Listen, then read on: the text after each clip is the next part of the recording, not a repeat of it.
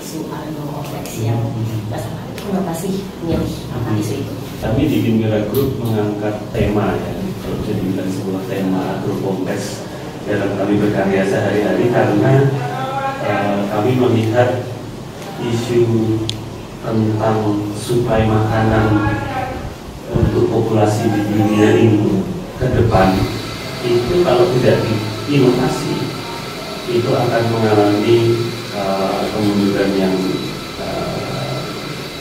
cukup signifikan. Kenapa saya bilang seperti itu?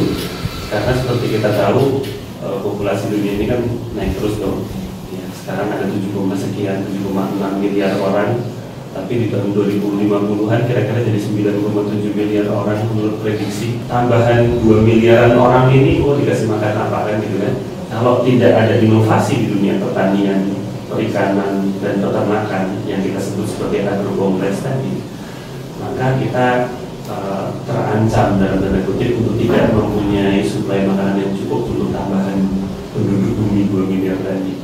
Kenapa? Karena ya seperti kita ketahui isusnya lahan yang subur untuk nanam nambah apa berkurang? Berkurang kan? Orangnya nambah, jumlah makanan yang dibutuhkan nambah, tapi tempat kita menanam berkurang. Tempat kita memelihara ikan, sapi, kambing, ayam berkurang. Sehingga kita harus menginovasi dengan lahan yang ada, produktivitasnya harus lebih tinggi.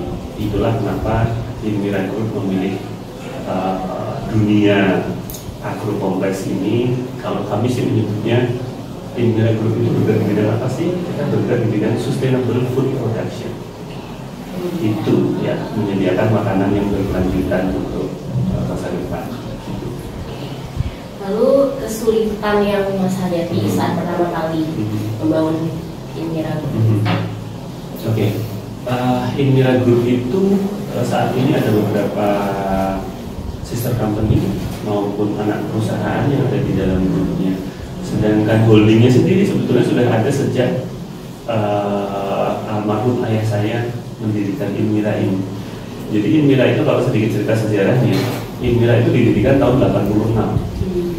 Waktu itu almarhum ayah saya cuma mendirikan sebuah kebun saja di depan rumah, jualan pot-pot tanaman hias, jualan apapun yang bisa dijual lah gitu ya. Ada rumput-rumput, ada ikan hias segala macam gitu-gitu. Dan itu bukan sebuah entitas perusahaan resmi, judulnya cuma Kebun Tani Inmira. Gitu. Itu adalah cikal bakalnya seperti itu. Nah, sejak saat itu mulai tahun 96 kita baru menjadi sebuah perusahaan Inmira, dan baru tahun 2008 kita menjadi PT sejak saya mengambil alih perusahaan ini. Nah, jadi untuk kesulitannya sendiri masing-masing sister company tadi atau anak perusahaan itu akan berbeda-beda ya, karena mereka men-tackle hal yang berbeda. Kalau untuk awal sendiri karena saya masuk di tengah-tengah ya, kesulitan yang paling terlihat adalah ketika tentu saja masa transisi dari perusahaan keluarga, perusahaan perorangan yang cenderung karakternya sangat berbeda dengan yang sekarang kita lihat di Inmira, sebuah perusahaan yang terbuka, perusahaan profesional yang bukan lagi perusahaan perorangan gitu. Transisi inilah yang sebetulnya sangat masa-masa paling berat yang kita hadapi. Untuk awalnya seperti itu. Lalu untuk tadi Mas sempat sebutin ada sister company ya, itu sama bergerak di isu yang sama juga. Yes, semua grup kita bergerak di isu sustainable food production, walaupun mereka punya angle of attack yang berbeda-beda ya. Jadi seperti contohnya adalah ada anak perusahaan kita yang bergerak di bidang memproduksi pupuk organik dan pestisida organik. Kenapa kok ada itu? Ya, tentu saja kalau kita mau sustainable food production, kalau cuma food production doang tanpa sustainable, pupuk apapun jadi, pestisida apapun jadi. Tapi karena kita sustainable food production, maka kita pupuk organik, pestisida organik dan lain-lain. Kemudian ada yang nanam juga. Jadi selain yang tadi memproduksi pupuknya, ada juga yang kita punya kebun yang mengoperate kebun, namanya Kamboja Farm. Kamboja Farm ini kegiatan khusus di memproduksi sayur-sayuran, kemudian herbs, yang itu kemudian kita distribusikan ke hotel, restoran, catering, supermarket, rumah sakit, dan lain-lain. Kita fokus kepada makanan yang sehat dan sustainable juga. Kemudian angle yang lain adalah teknologi pendukungnya, karena kita juga ada aquaculture. Kamboja Farm tadi selain sayuran dan herbs, dia juga punya tambak udang, memproduksi udang juga. Nah, angle yang lain kita ada sister company lagi yang namanya Jala Tech. Jala ini bergerak di bidang teknologinya.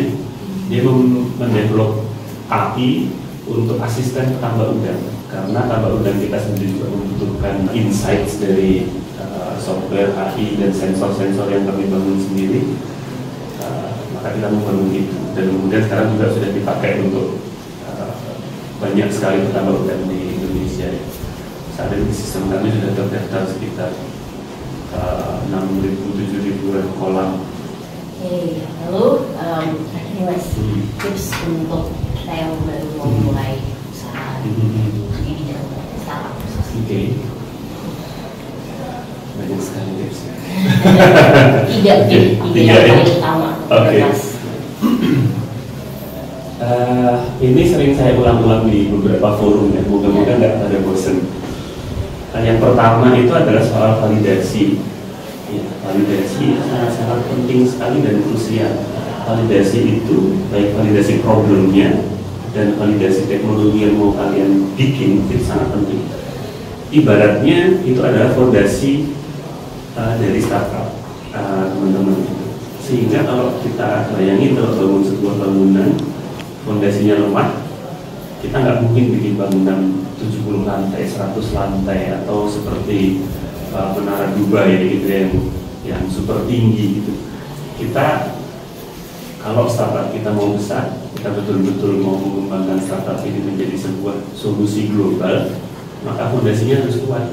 Fondasinya apa? Validasi dari problem, solusi dan teknologi. Itu yang nomor satu, validasi. Kemudian yang kedua, jangan takut untuk coba dan jangan selalu ragu-ragu untuk memulai, karena yang sering kali saya dapatkan pertanyaan-pertanyaan dari teman-teman startup adalah, Mas, ini saya sudah punya banyak ide, kita sudah ada gini segala macam, tapi kita belum mulai, kita masih menunggu apa gitu ya, mungkin masih menunggu apakah ini benar dibutuhkan apa enggak, apakah kebanyakan nunggu. Kalian jangan berpikir bahwa dari sekian miliar orang di dunia ini yang berpikir ide seperti kalian itu cuma satu. Kalian harus selalu berpikir bahwa paling tidak saat ini ya, ada 200 orang lain yang sedang beride persis seperti saya. Sehingga siapa yang menang adalah yang paling cepat mengeksekusi, cepat pertama kali ya. Tapi habis itu validasi dan tinggal dulu kan gitu. Validasi kemudian tentu saja dibungkus dengan kompetensi dan lain-lain sehingga akhirnya bisa. Kemudian yang ketiga, jangan takut soal modal. Soal modal ini juga yang sering kali ditanyakan kepada saya gitu. Oh, cari modalnya dari mana? Ini kan kita nggak punya modal, terus gimana yang memulainya? Kita mulai dari yang kecil aja deh. Jangan gara-gara soal modal itu membuat teman-teman bermimpi kecil. Ya.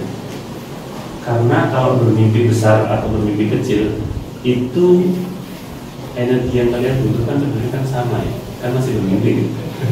Ya, jadi jangan takut dulu gitu. Jangan soal modal itu membatasi mimpi kalian. Modal ini dipikir nanti.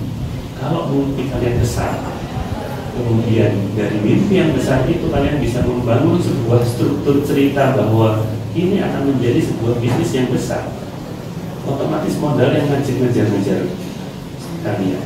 Percaya deh, itu sudah puluhan tahun saya alami. Ketika idenya memang bagus dan ini menguntungkan sebagai sebuah usaha, pasti dikejar-kejar sama modal. Jadi jangan sampai kalian dikejar-kejar modal. Terima kasih ya Mas atas waktunya. Sama-sama. Terima kasih Mbak Ica. Sukses juga.